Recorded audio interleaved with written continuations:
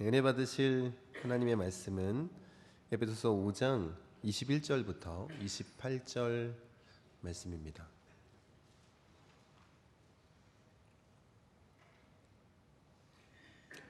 우리 한 목소리로 함께 봉독하도록 하겠습니다.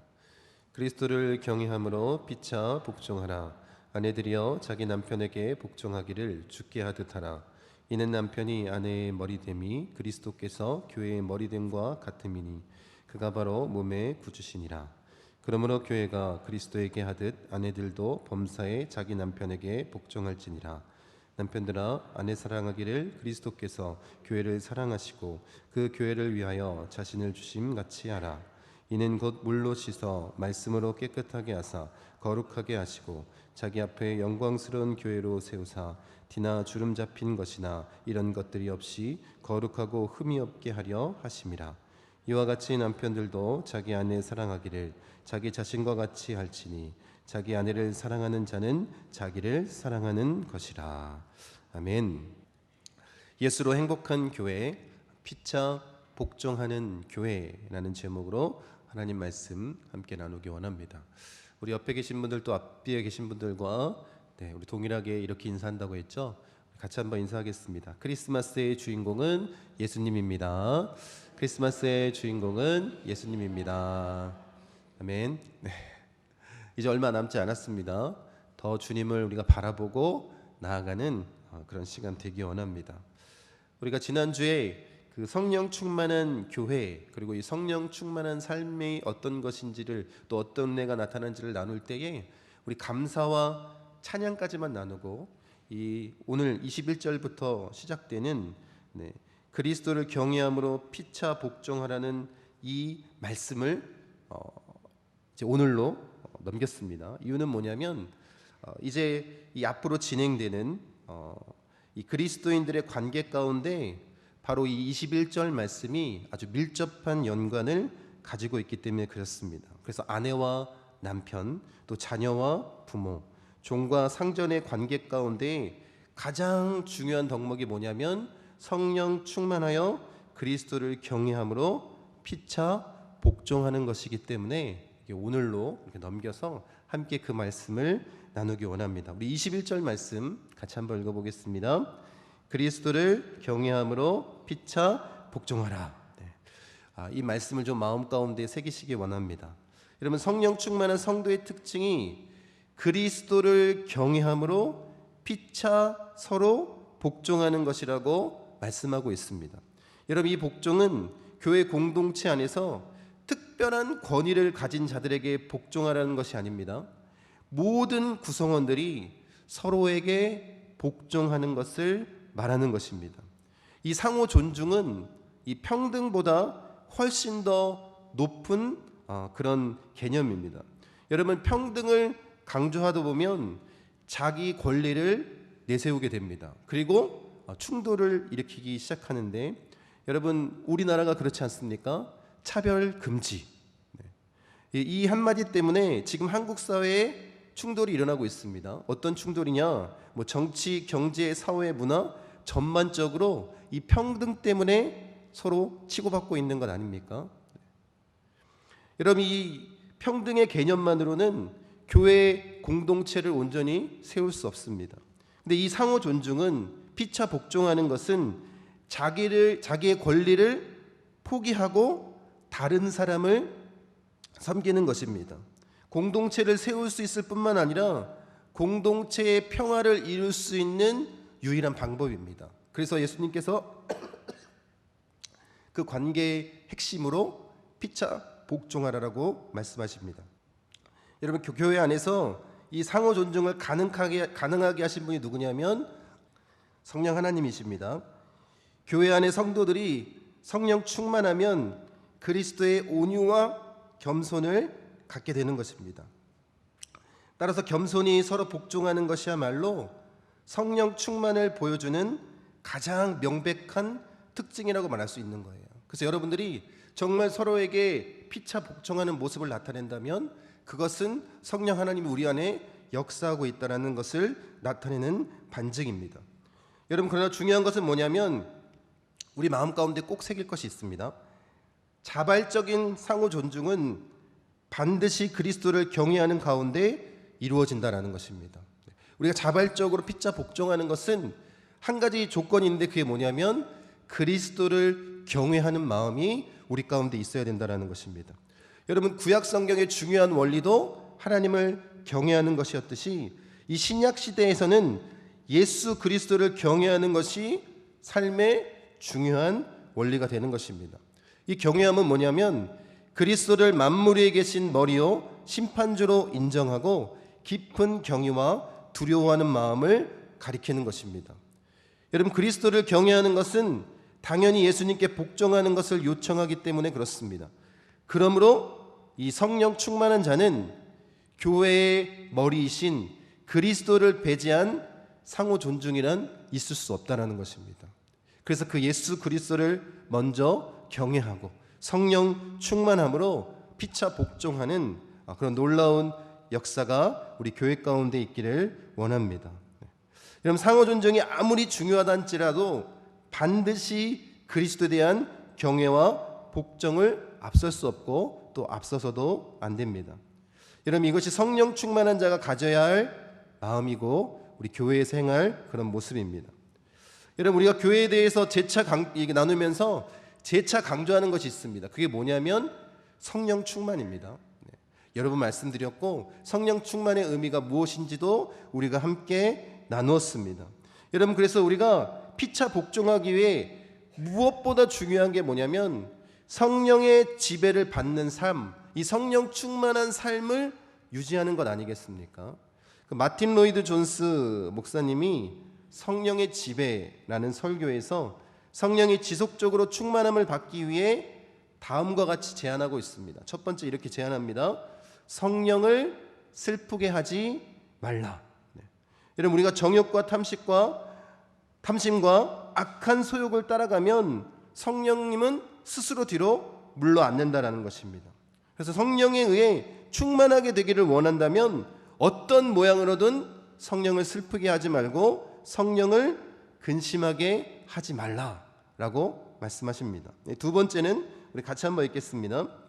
성령께서 우리 안에 영광스럽고 반가운 손님으로 늘 거하신다는 사실을 기억해야 한다. 그리고 그분은 우리의 주인이 되신다.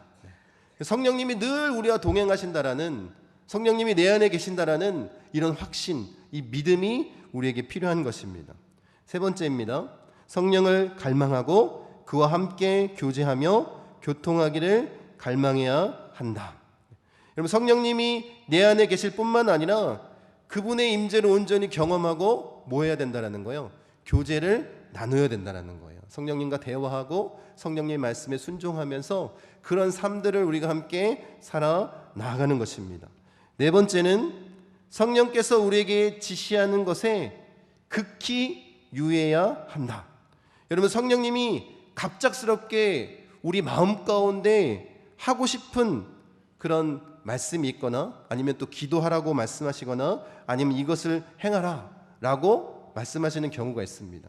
그럴 땐 어떻게 해야 되냐면 이런 경우에는 즉시 하던 일을 멈추고 그 일을 해야 된다는 거예요. 성령님이 우리에게 알려주신 대로 기도하거나 그 말씀을 전하거나 그 행동을 삶으로 옮겨야 된다는 것입니다.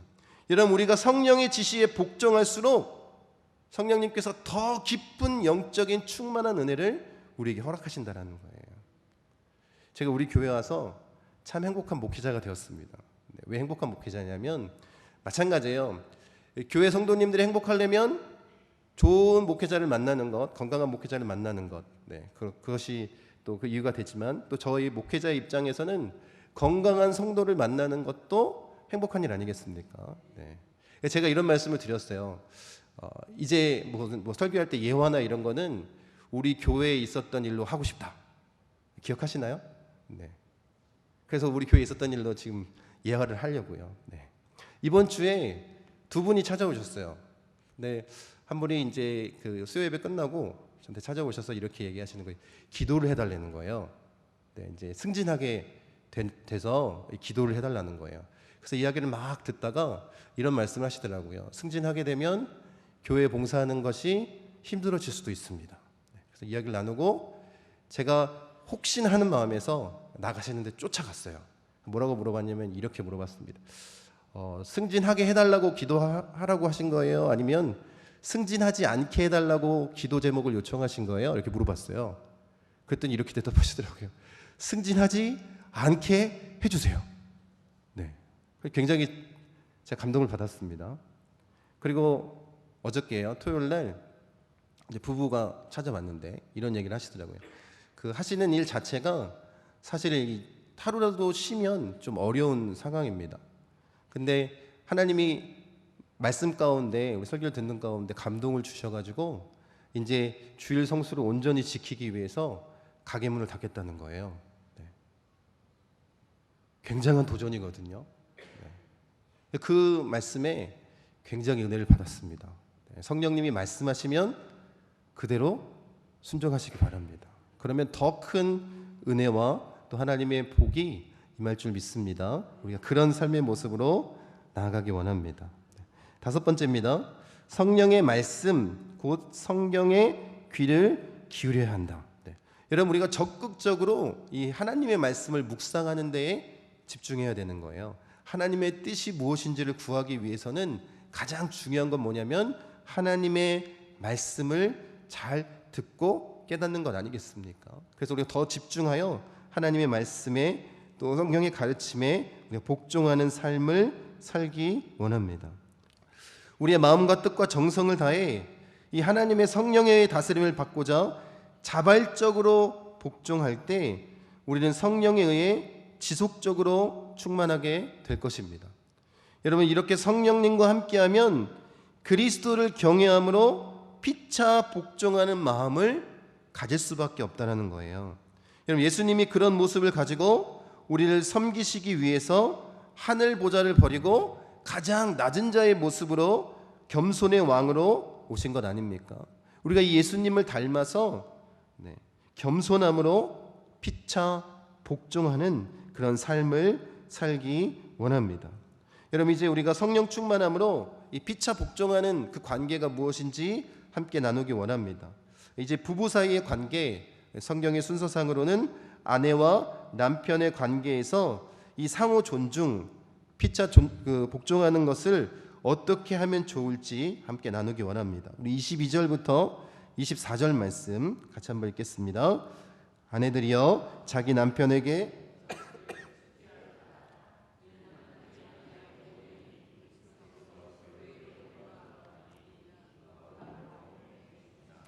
그러므로 교회가 그리스도에게 하듯 아내들도 범사에 자기 남편에게 복종할지니라. 여러분, 이 성경적 이 부부간에 대해서 우리 믿는 자들이 참 많은 오해를 가지고 있습니다. 여러분, 우리가 이 말씀에 보면 남편은 아내의 머리다, 남편에게 복종하라, 마치 남편에게 종속된 존재처럼 이 아내를 표현하는 것 같습니다.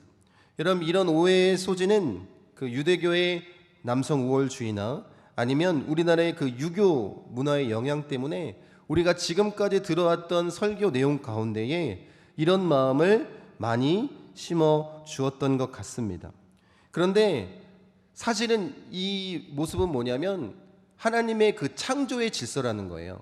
하나님께서 먼저 남편을 창조하시고 그 남자에게서 여자를 창조하시되 어떻게 만드셨다라는 거예요? 돕는 배필로 창조하셨다라는 거예요. 근데 이런 우리가 잘못된 성경적 오해관을 갖게 된 이유가 뭐냐면 여자를 어떻게 만들었다는 거예요? 돕는 배필로 만들었다라는 것. 이것 때문에 오해를 갖기 시작합니다. 그래서 이 여자가 남자에게 종속된 그런 존재라고 생각하는 거예요. 그런데 이 돕는 배필은 일방적으로 남편을 섬기는 조력자를 뜻하는 것이 아닙니다. 우리가 그렇게 생각해왔고 설교를 통해서 계속 그렇게 들어왔기 때문에 성경적인 이 부부간의 오해가 생긴 거예요. 이 돕는 배필을 뜻하는 히브리어 이 에젤이라는 단어는 구약에서 누구와 관련돼서 쓰이냐면 하나님과 관련돼서 쓰이는 단어입니다. 그래서 시편 27편에 주는 나의 도움이라고 표현할 때 이 도움이라는 단어가 바로 이 에제르라는 단어입니다. 여러분, 하나님이 우리의 도움이시고 돕는 자라는 말은 그가 우리를 섬기는 낮은 존재라는 의미가 아닙니다. 그렇게 생각하면 문제가 크지 않겠습니까? 여러분, 하나님께서 하와를 돕는 배필로 창조하셨다고 해서 여자를 남자보다 열등한 존재로 생각해서는 안 된다라는 거예요. 여자는 모든 본질적인 면, 즉 하나님의 형상을 갖고 있다는 점에서 남자와 대등한 돕는 자라는 것입니다. 여러분, 그래서 여성 신학자들이 뭐라고 얘기하냐면 갈빗대를 떼어서 만든 이유가 그렇다라는 거예요. 머리뼈를 뗀 것도 아니고 발가락 뼈를 뗀 것도 아니고 어디? 가장 가운데 있는 뼈를 뗐다라는 거예요. 뭐라고? 동등한 존재라는 것을 나타내기 위해서. 또 이렇게 얘기하기도 합니다. 여러분, 그런데 지금 하나님이 이 단어를, 이 에젤이라는 단어를, 돕는 배필이라는 단어를 사용하시면서 우리에게 원하셨다는 건 뭐냐면 그 안에는 곁에서 함께 지내며 함께 일하는 이 상호 존중하는 관계라는 것을 말씀해 주는 거예요. 우리가 그런 마음을 가지고 우리가 이 말씀을 좀 보기를 원합니다. 그렇게 아내와 남편 사이의 관계 안에서 이 대전제로 깔려 있는 게 뭐냐면 그리스도를 경외함으로 피차 복종하는 이것이 밑바탕에 있어야 된다는 것입니다. 여러분, 그래서 아내가 남편에게 복종하기를 주께 하듯 하라고 말씀하십니다. 또한 남편이 아내의 머리됨이 그리스도가 교회의 머리됨과 연결지어서 얘기하고 있다는 거예요. 여러분, 남편이 아내의 머리라는 개념을 우리가 어떻게 받아들여야 되냐면 그리스도가 교회의 머리라는 개념에 대입해서 받아들여야 되는 거예요. 여러분, 예수님께서 교회의 머리가 되는 것이 어떤 의미입니까? 예수님께서 자기의 육체로 그 십자가의 보혈로 원수된 것을 다 허물어뜨리시고 유대인들 뿐만 아니라 이방인들까지 자기 안에서 하나님의 새 사람, 곧 교회로 창조하셨습니다. 그리고 교회가 머리이신 예수님에게까지 장성한 분량까지 자라나도록 그렇게 하시지 않았습니까? 그 의미가 뭐냐면 이 관계를 볼 때 그리스도의 머리 되심은 억압이 아니라 돌봄을 나타내는 거예요. 굴림이 아니라 책임을 나타내는 것입니다. 여러분, 이런 의미로 우리가 받아들이기 원합니다. 그래서 남편이 아내의 머리다 라고 이야기하는 것은 그리스도의 머리됨과 같이 억압이 아니라 돌봄을, 굴림이 아니라 책임을 나타내는 것입니다. 여러분, 남편에게 머리의 권한이 부여된 것은 아내를 지배하고 억누르는 것이 아니라 아내를 사랑과 온유로 섬기라는 뜻입니다. 그게 바로 하나님이 원하시는 관계의 모습입니다. 여러분, 그런데 우리 서로 이 남편과 아내가 오해하지 않기를 원합니다. 그런데 이 아내가 남편을 향해 존경하는 것은 정말 필요한 것 같습니다. 이게 왜 그러냐면 이 가정을 연구하는 기관에서 100명의 남자들에게 설문조사를 했다고 합니다. 그래서 아내들에게 대한 불만이 무엇인지 물었대요. 1위가 뭐였을까요? 1위가 이거래요. 아내가 자기를 인정하지 않는 것이다. 이게 불만이라는 거예요. 그래서 또 그 남편들한테 물어봤어요. 그러면 아내감으로 가장 선호하는 여자는? 그때 대답이 이거였다고 합니다. 이 세상에서 제일 가는 남자로 나를 존중해주는 여자. 여러분, 사실 남자는 세상에서 무시당하면 살지 않습니까? 직장에서도 그렇고 뭐 여러 가지 그 공동체에서도 그렇고 만남 가운데서 그렇고. 그런데 가정에까지 와서 그럼 어떻게 될까요? 살 길이 없습니다. 여러분, 남편을 존중해 주시기 바랍니다. 여러분, 그렇다면 남편은 어떤 모습으로 상호 존중해야 되느냐? 25절에 이렇게 말씀하십니다. 남편들아, 아내 사랑하기를 그리스도께서 교회를 사랑하시고 그 교회를 위하여 자신을 주심같이 하라. 여러분, 남편들에게 아내를 사랑하라고 말씀하십니다. 이 사랑도 어떻게 하라는 거예요? 그리스도께서 교회를 사랑하시고 교회를 위하여 자신을 내주심같이 그렇게 사랑하라고 말씀하고 있습니다. 여러분, 남편이 상호 존중하기 위해서 자신의 의무를 충실히 행하면 되는 것입니다. 그 의무가 뭐냐면 예수님께서 교회를 사랑하시듯 아내를 사랑하면 되는 거예요. 그리스도를 경외하듯 피차 복종하는 것입니다. 그것을 남편은 그리스도가 교회를 사랑하는 것처럼 그렇게 사랑하는 것입니다.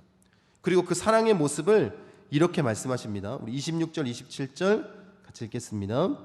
이는 곧 물로 씻어 말씀으로 깨끗하게 하사 거룩하게 하시고 자기 앞에 영광스러운 교회로 세우사 티나 주름 잡힌 것이나 이런 것들이 없이 거룩하고 흠이 없게 하려 하심이라.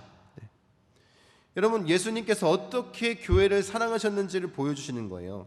교회를 거룩하게 하기 위해서 티나 주름 잡힌 것이나 이런 것들이 없이 거룩하고 흠이 없게 하시려고 어떤 사랑의 모습을 보여주셨냐라는 것입니다.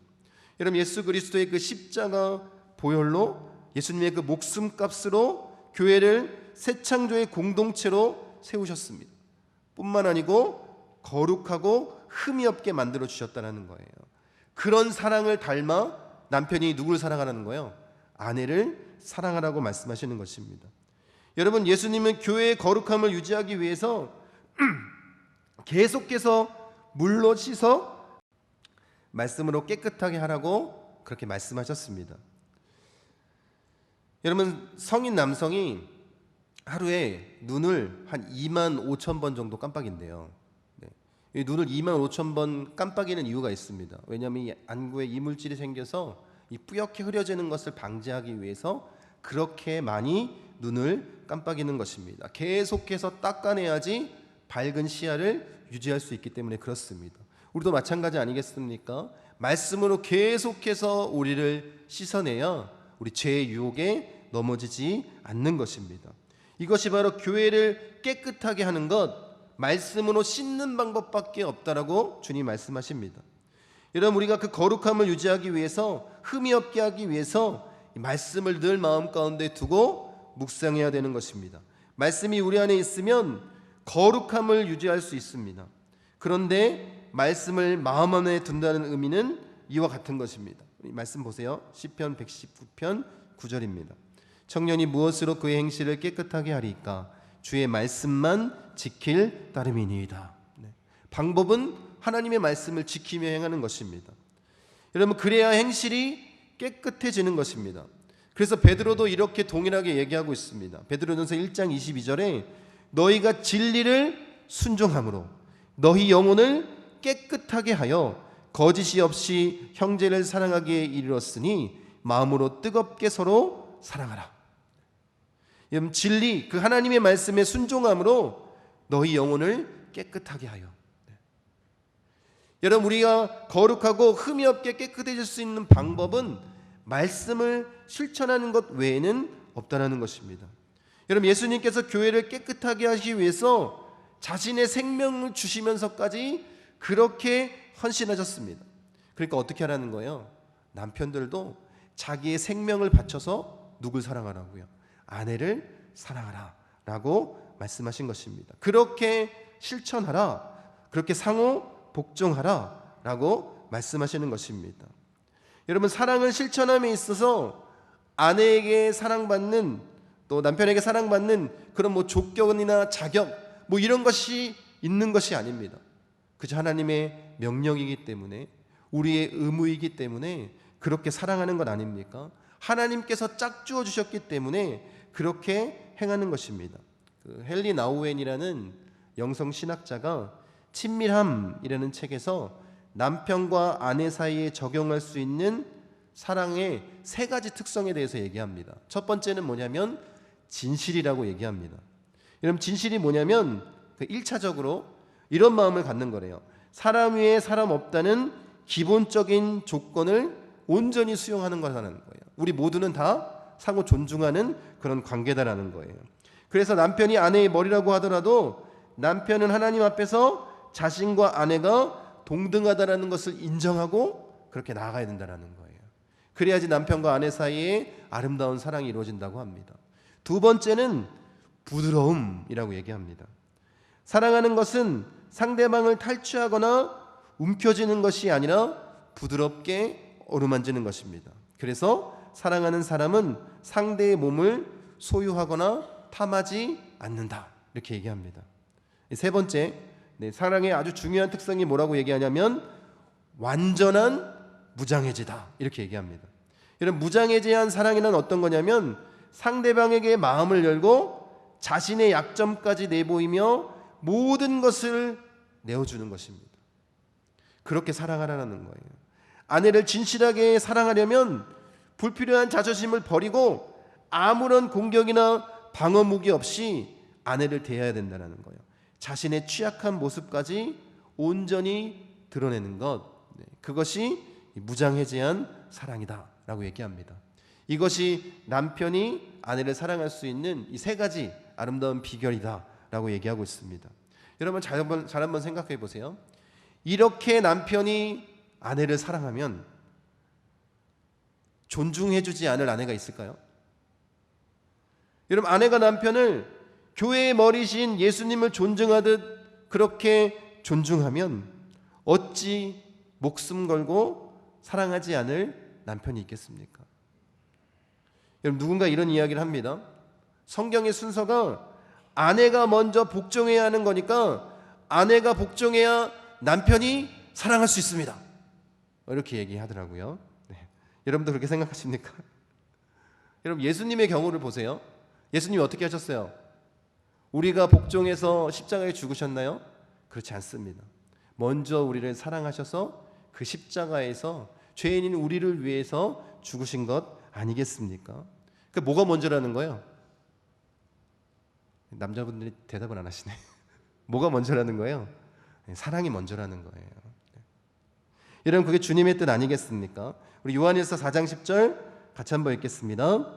사랑은 여기 있으니 우리가 하나님을 사랑하는 것이 아니요 하나님이 우리를 사랑하사 우리 죄를 속하기 위하여 화목제물로 그 아들을 보내셨습니다. 여러분, 그러니까 남편이 아내를 먼저 그렇게 사랑하십시오. 주님의 마음으로 사랑하십시오. 그러면 피차 상호 순종하는, 상호 복종하는 그런 아름다운 관계가 맺어지는 것입니다. 그리고 마지막 28절에 이렇게 말씀하십니다. 이와 같이 남편들도 자기 아내 사랑하기를 자기 자신과 같이 할지니 자기 아내를 사랑하는 자는 자기를 사랑하는 것이라. 자기 자신을 사랑하는 것처럼 그렇게 사랑하라 라고 말씀하고 있습니다. 여러분, 가정에서 아내의 복종과 남편의 사랑 사이에 순서를 따지는 것은 덕스러워 보이지 않습니다. 그리스도를 경외함을 어떻게 하라는 거예요? 피차 복종하는 거예요. 상호 존중하는 것입니다. 자기에게 주어진 책임과 의무를 먼저 다하면 되는 거예요. 여러분, 아내는 남편에게 사랑을 주장하지 말고 남편은 아내에게 복종을 주장하지 말아야 됩니다. 사랑도 자발적인 것이고 복종도 자발적인 거예요. 그래서 그리스도를 경외함으로, 성령 충만하면 그리스도를 경외함으로 피차 복종할 수 있다라고 말씀하시는 것입니다. 여러분, 그래서 이 남편과 아내 사이의 아름다운 이 성경적인 관계를 위해서는 성령 충만함이 당연히 우리 마음 가운데 자리 잡아야 되는 것입니다. 그리고 먼저 본을 보이라라고 주님이 말씀하십니다. 요한복음 13장 15절에 내가 너희에게 행한 것 같이 너희도 행하게 하려 하여 본을 보였노라. 어떻게 하라는 거예요? 자기 의무에 충실해서 먼저 그 삶의 모습을 보여주라는 거예요. 그게 주님이 원하는 것 아니겠습니까? 여러분, 그리스도 예수를 경외함이 없는 남편과 아내의 관계성은 있을 수 없습니다.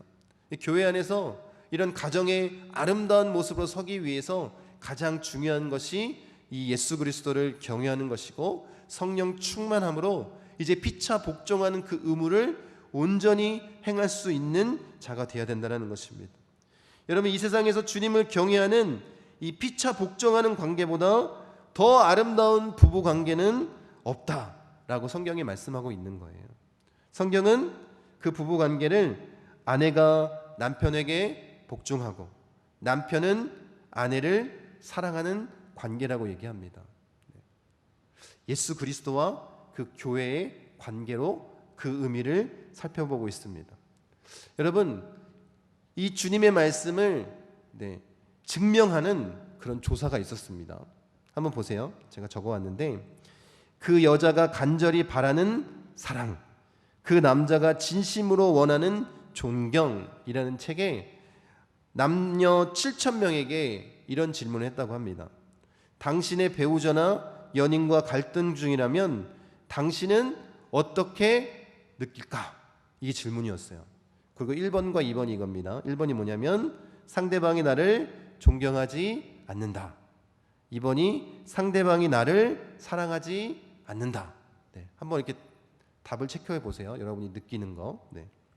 여러분, 이 질문에 이 조사 결과가 이렇게 나왔다고 합니다. 여성의 72%가 뭐라고 생각했을까요? 사랑받지 못하고 있다. 이렇게 표현했대요. 그럼 반면 남편의 83%가 뭐라고 얘기했을까요? 남성은 존경받지 못하고 있다. 이렇게 답했다고 합니다. 여러분, 하나님 말씀을 통해서 우리가 이 부부관계가 아름다워지기 원합니다. 그런데 그 관계를 이루기 위해서는 그리스도를 경외함으로 피차 복종하는 성령 충만함이 우리에게 필요하다라는 거예요. 그리고 예수님과 그 교회 관계를 우리가 잘 이해해서 남편과 아내 사이에 그 복종과 사랑의 모습이 아름답게 이루어져야 될 줄로 믿습니다. 그게 하나님께서 원하시는 성경적인 부부관계 아니겠습니까? 그리고 그렇게 관계성을 하나님께서 우리에게 말씀해 주고 있습니다. 여러분, 이제 우리가 해야 될 일은 뭐냐면 아내가 남편에게 복종하고 남편은 아내를 사랑하는 것입니다. 그리스도를 경외함으로 그것을 실천하는 것입니다. 피차 복종하는 삶, 그것이 성령 충만한 이 천국 같은 가정을 이루는 일 아니겠습니까? 우리가 그런 모습으로 주님 앞에 상호 존중하며 나아가는 그런 자들 되시기를 간절히 축원드립니다.